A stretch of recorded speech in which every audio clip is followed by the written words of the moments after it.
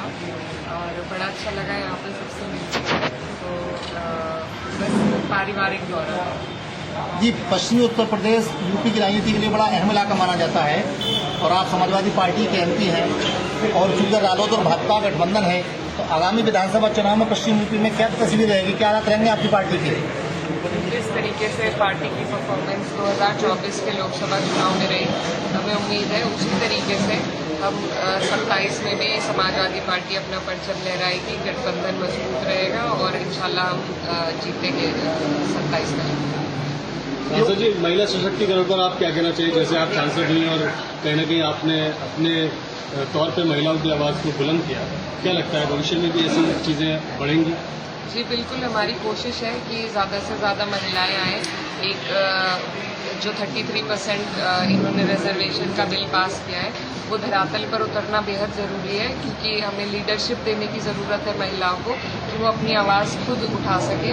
अब वो वक्त चला गया कि उनकी आवाज़ कोई और उठाए, तो हमारी यही सरकार से मांग है कि जो उन्होंने कानून पास किया है उसको धरातल पर उतारे, जल्द से जल्द उसे इम्प्लीमेंट करें। 2027 को लेकर के राजनीतिक भूमिका और बताइए अपनी। 2027 के लिए पीडीए मजबूत है, समाजवादी पार्टी मजबूत है, हमारा पूरा समाजवादी परिवार इंतज़ार कर रहा है कि चुनाव के दिन जैसे जैसे नज़दीक आएंगे सब लोग हिम्मत और हौसले के साथ चुनाव लड़ेंगे और इस बार हमें पूरी उम्मीद है कि 27 में समाजवादी पार्टी सरकार बनाएगी। आप सांसद लोकसभा हैं, तो माननीय देश के प्रधानमंत्री साहब के बारे में क्या कहना चाहेंगे, उनकी नीतियों के बारे में, कारकर्दगी के बारे में? जी, मैं क्या कहना चाहूँगी, वो तो सारी दुनिया देख रही है, जान रही है किस तरीके से हमारी फॉरेन पॉलिसी में भी हम फेल हो रहे हैं, हमारी इकोनॉमी में भी हम फेल हो रहे हैं और गुर्बत और जो बेरोज़गारी है वो किस तरीके से बढ़ रही है, युवा आज बेरोज़गार घूम रहा है। तो ये सारी चीज़ें हैं जिन पर अपने देश हित के लिए सोचने की सभी को ज़रूरत है, खासतौर पर मौजूदा सरकार। सांसद जी, एक सवाल और लूँगा आपसे। आजकल जैसे नफरत की सियासत पे बहुत ज़्यादा जोर है और आपको भी उस तरह से चीज़ें पीछे देखने को मिली, काफ़ी टारगेट किया गया था, तो नफरत की सियासत की इस बानगी पर आपका अपना क्या पक्ष है?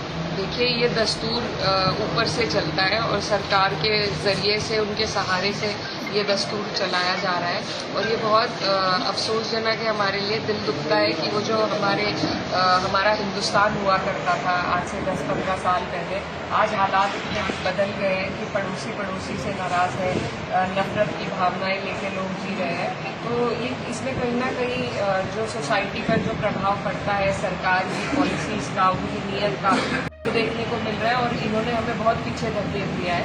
बहुत टाइम लगेगा हमें इन हालातों से उभरने में, लेकिन उम्मीद है हमें कि उम्मीद पे दुनिया कायम है और अगला जो हमारा वक्त आएगा वो बेहतर होगा। मैम, सांसद बनने के बाद में आप जो है काफ़ी टाइम बाद बिलारी पहुंची हैं अपने भाई नाहिद हसन जी के साथ, तो आपको कैसा लग रहा है बिलारी आके? आप बहुत अच्छा लग रहा है। हमारे बड़े भाई यहाँ से विधायक है, फहीम भाई, जिनके साथ हम यहाँ पर घूमे और बहुत अच्छा लगा सभी लोगों से मिलकर और उम्मीद है कि जिस तरीके से समाजवादी लगातार इस क्षेत्र में जीतती आई है, आगे भी जीतेगी। माइनॉरिटी वर्ग को लेकर उत्तर प्रदेश सरकार की पॉलिसी और नीति और रवैये के बारे में आप क्या कहना चाहेंगी? जी देखिए, बिल्कुल हमारे ऊपर तो बुलडोज़र का राज चल रहा है और आज ये हालात बना दिए गए हैं कि डर डर के सब जी रहे हैं कि कब किसके घर पे बिना बात मुकदमे आ जाएंगे, बिना बात बुलडोज़र चल जाएगा। तो जिस देश के हालात ऐसे हो जाते हैं कि वहाँ की माइनॉरिटी को इतना दबाया जाता है, वो देश तरक्की नहीं कर पाता। ये हिस्ट्री में भी साबित है।